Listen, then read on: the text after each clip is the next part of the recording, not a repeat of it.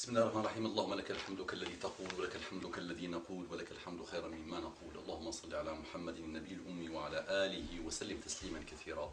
Assalamu alaikum wa rahmatullahi ta'ala wa barakatuhu. Que la paix d'Allah subhanahu wa ta'ala, ses salutations, sa miséricorde et ses bénédictions soient sur vous mes frères et sœurs partout dans le monde.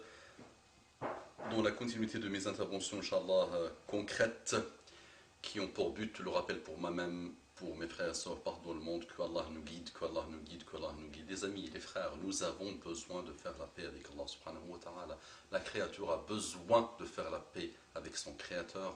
Les amis, faisons la paix avec Allah subhanahu wa ta'ala. Je voudrais, Inch'Allah, faire une intervention sur cette histoire de superstition et de bizarreries dans lesquelles vivent nos frères et sœurs partout. Donc j'ai reçu l'autre jour un mail d'une sœur qui me dit elle a eu une information comme quoi il faut mettre un peu de sel donc dans un petit endroit, faire des choses dessus, le mettre à la maison et comme ça il sera protégé.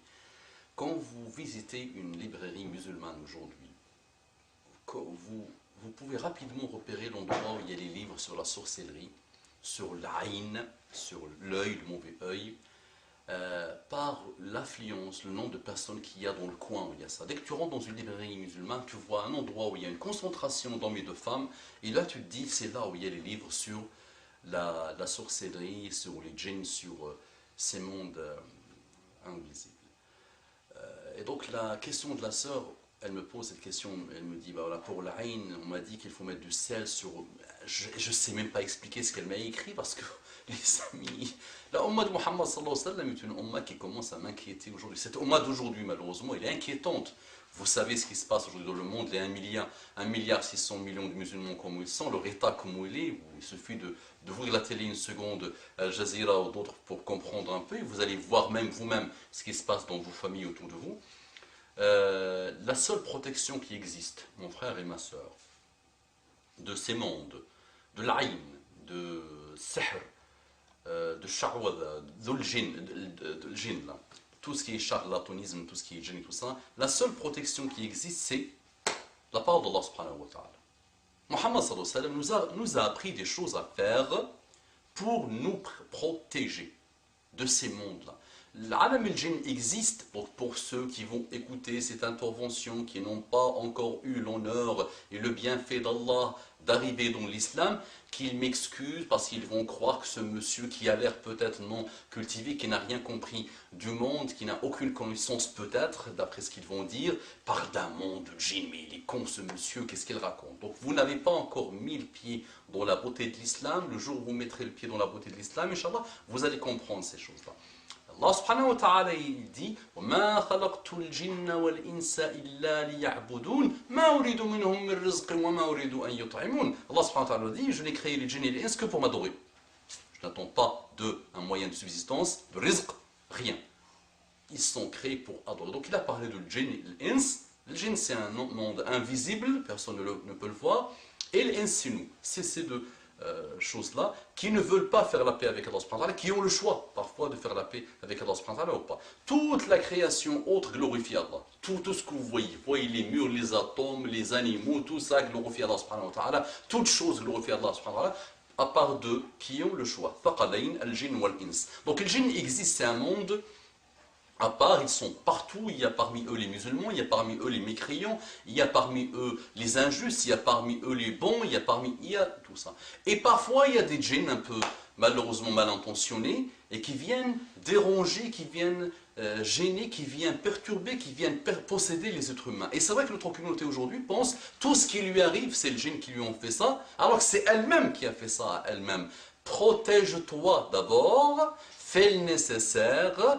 Utilise le traitement que Allah subhanahu wa ta'ala t'a envoyé par l'intermédiaire de son prophète, et une fois que tu as fait toutes ces protections, si par malheur un djinni est injuste avec toi, il y a des choses, Inch'Allah, à faire pour que tu le débarrasses parce qu'il est peureux, le djinni. L'aïn, c'est la même chose. Nous-mêmes, d'abord, les musulmans, le hasad, la jalousie, essayons de nous débarrasser de ça. Quand tu vois quelqu'un qui est un peu meilleur que toi, qui a des enfants et qui a des choses que toi tu n'as pas, demande à Allah subhanahu wa ta'ala de maintenir cette ni'ma pour lui et de te la donner à toi aussi, de te donner le rizq, de te donner des choses que tu veux. Mais ne fais pas l'aïn, ne dis pas oh regardez comment ces enfants sont bien, parce que l'aïn existe. Muhammad sallallahu alayhi wa sallam nous a parlé de l'aïn et il existe. À partir du moment où les amis, où Muhammad sallallahu alayhi wa sallam, la parole d'Allah, puis Muhammad sallallahu alayhi wa sallam, sa sunna nous dit quelque chose, c'est véridique, il n'y a rien à faire.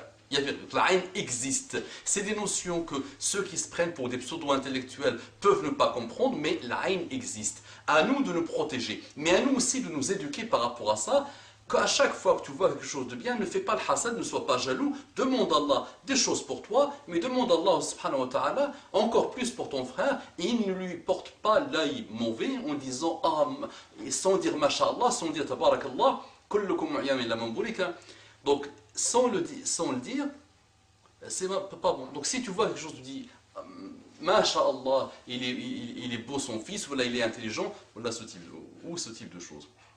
Voilà. Mais je vois quand même que nos frères et sœurs vivent dans ces mondes, croient que tout ce qui lui arrive c'est à cause de ces mondes.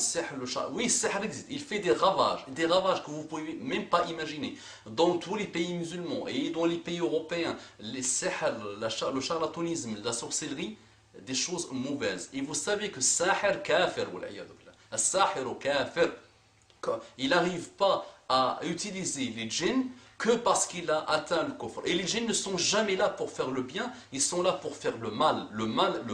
Mais maintenant, les amis, la créature a besoin de son créateur pour se protéger de ce type de choses. Vous avez la protection. La protection s'appelle le Coran, la parole d'Allah subhanahu wa ta'ala. Comment tu vis dans l'insouciance, dans le péché, dans l'éloignement d'Allah subhanahu wa ta'ala, et tu crois que tu vas être protégé? Ah oui, ben oui, la dépression fera de toi ce qu'elle veut, Shaitan fera de toi ce qu'il veut, et les djinns feront de toi ce qu'ils veulent. Donc à toi de te protéger, à toi de faire l'adhkar, les invocations, à toi de lire le mu'awwidhatayn. قل أعوذ برب الفلق قل أعوذ برب الناس المعوذتين. À toi de lire قل هو الله أحد, à toi de lire Ayat al-Kursi, à toi de faire l'adhkar que Muhammad sallallahu alayhi wa sallam nous a appris, à toi de lire les ayats, les versets qui sont bénéfiques quand tu sens que tu es ensorcelé. À toi de faire. À toi de faire ruqya à toi-même.